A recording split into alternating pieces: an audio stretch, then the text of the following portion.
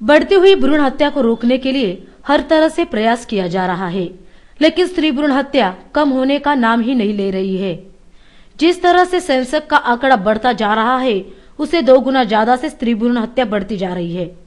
इस बढ़ती संख्या को कम करने के लिए तथा जनता में जन जागृति करने हेतु नवीन पनवेल स्थित Matoshri Kamalbai Vispute working woman hostel and care centre नवीन पनवेल महिला वसति गृह द्वारा बालिका बचाओ रैली का आयोजन पनवेल में किया गया था, जहां पर बड़ी संख्या में महिलाओं ने हिस्सा लेते हुए स्त्री भ्रूण हत्या रोकने का आह्वान किया।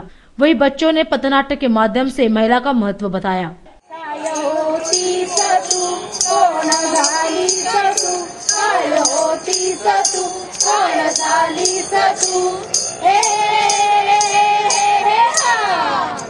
अग एका हट्टा पायी काय करते नारी ग, अनुवंशाच्या दिव्या पायी का छळते सुने ग,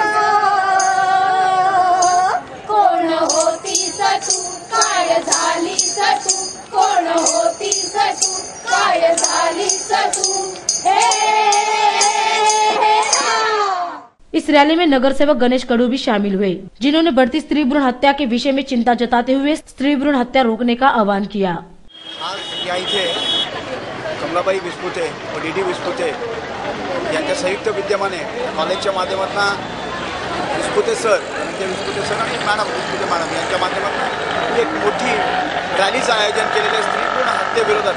आणि खरंच आजचा जो हा ज्वलंत प्रश्न आहे समाजापुढे पडलेला, या प्रश्नावर या विषयात हात घालून एक चांगला समाज उपयोगी उपक्रम या विस्पुते कॉलेजच्या माध्यमातून इथे घेतला गेलेला आहे। आजची परिस्थिती पाहता, महाराष्ट्रातली विदारक परिस्थिती पाहता, 1000 मुलांच्या मागे जवळजवळ 925 मुली असा क्रम लागलेला आहे। म्हणजे हा जर रेशो असाच होत राहिला तर मला वाटतं काही दिवसांनी हा रेशो 500वर येऊन थांबेल।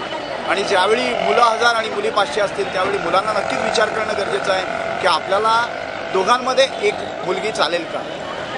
आज आपण समाजात पाहिलं तर आपल्याला आई चालते, स्त्री म्हणून आई चालते, पत्नी देखील चालते आणि तुमची बहीण म्हणून पण चालते, पण एक मुलगी म्हणून तो त्याला ती सत्यता नाकारायला नेहमीच तयार असतो। ती जी सत्यता आहे ती स्वीकारायला तो तयार नसतो। आणि माझं असं म्हणणं असेल की या स्त्री भ्रूण हत्येविरोधात महिलांपेक्षा पुरुषांनी जास्तीत जास्त सहभाग घेऊन ही जी स्त्री भ्रूण हत्या आहे ही थांबवली गेली पाहिजे आणि याच्यातूनच आपल्या महाराष्ट्राचा नवे तर भारताचा विकास होणं शक्य होणार आहे।